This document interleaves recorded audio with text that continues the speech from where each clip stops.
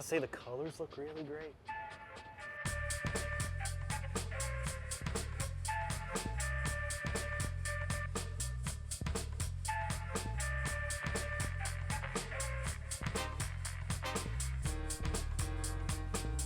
So if you're a Nikon shooter and you bought a Z52 or a Z30 or a Nikon Z FC, there's a very good chance it came bundled with this guy, which is the kit lens 16 to 50 millimeter f3.5 to 6.3. Well, Nikon just came out with two brand new lenses for APS-C, a brand new 16 to 50 millimeter f2.8 and a micro 35 millimeter f1.7. Now we're going to talk about both of them, but we're going to start with the 16 to 50 millimeter because I know what you are saying and what you are thinking right now. If I already have a 16 to 50 millimeter bundled with my camera, why should I shell out the money, especially in this economy, for yet another 16 to 50 millimeter? Well, to that I would say, has this kit lens done everything you wanted it to do?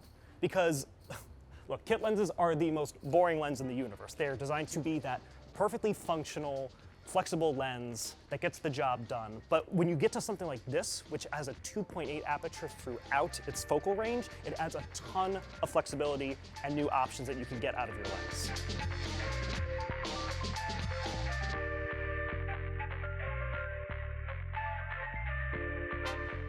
Show this guy. It looks like at the 50 millimeter focal length.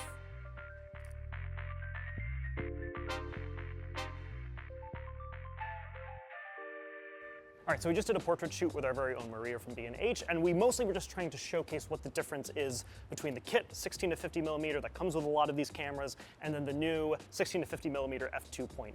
Because once again, you're getting the exact same focal length on both of them. It's really that aperture that makes the biggest difference. So we were shooting these portraits at the 50 millimeter focal length on both of them, and on the kit lens, the 50 millimeter, the aperture, it goes to a 6.3. The difference it's really gonna make is how shallow the depth of field is and how little compression you're getting. And it's really noticeable when you compare it to what you're getting on the 2.8. We'll throw a comparison up, I don't know, probably here somewhere. And on the 2.8, you're just getting much better roll off, you're getting much shallower depth of field. And so once again, even in broad daylight, the 2.8 does help in low light situations, but even on a shooting day like this, you're still noticing the difference that 2.8 offers. Now yes, it's a chunkier lens. If you look at the difference, this guy is heftier, but I promise you in almost every situation, I'd rather have a bigger lens with a 2.8 all the way through than have to go to a 6.3. All right, and then lastly, I just want to talk about the build quality and some of the other features you're getting on the 16 to 50 millimeter. One really nice thing about it is you get 4.5 stops of vibration reduction built into it, which is going to allow you to get sharper photos, and if you're shooting video, it's going to look a lot smoother. And this is especially important on Nikon's APS-C camera bodies because none of them have stabilization built into it, so getting that in the lens is very helpful, especially when you go to that 50 millimeter focal length. You're also getting a customizable control ring. You can set this to literally be pretty much whatever you want. It can be your ISO, your exposure compensation, your aperture. And then lastly, minimum focusing distance is actually really good in this lens too. At the 16 millimeter focal length, it's just 0.15 meters. So you could actually use this for some macro photography as well. We're very impressed with that. And all of this is just to say that if you're looking for a really flexible 24 to 70 millimeter full frame equivalent medium telephoto zoom lens, this is a really good option. It's kind of like your one and done lens for doing things like street photography, travel photography, anything in between. It's a really good high performing lens.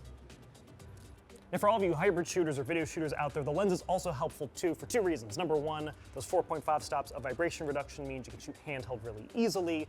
But also number two is focus breathing is really greatly controlled. So for instance, if I have Maria walk off camera here, it'll smoothly rack focus to the person standing in the background, and you don't get that shift that you normally get with focus breathing. It's very controlled on this lens.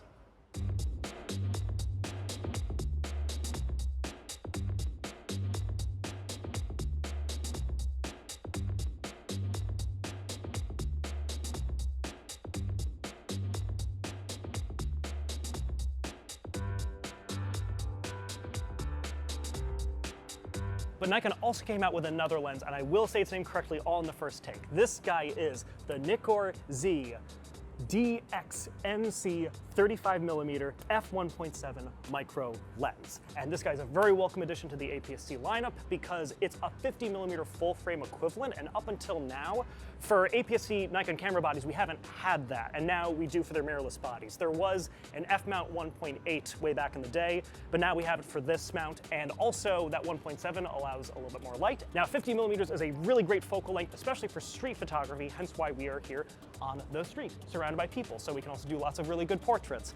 But 50mm focal length kind of recreates what your actual eye's field of view is, so it's a really nice slice of life lens.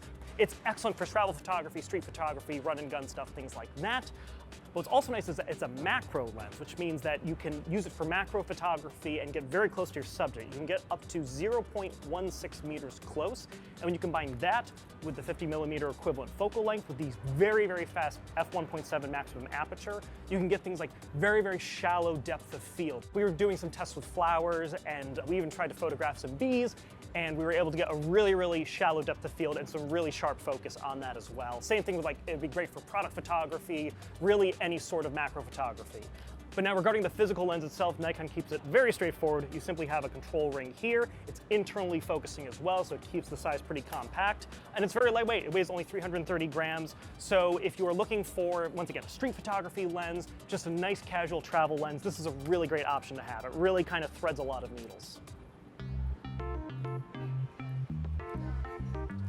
So to kind of summarize these two new lenses, in general, kit lenses do not get a lot of love or attention, but in all honesty, this updated 16 to 50mm at a 2.8 constant aperture, it's really going to be a nice option for pretty much any Nikon shooter who shoots on a crop sensor camera. And finally, having a native 35mm for crop sensors, that's an f1.7 no less, means that just in general, if you are a Nikon APS-C shooter, you just have a lot more options, a lot of very well-rounded, fast options for pretty much any type of shooting situation you could need your lenses for.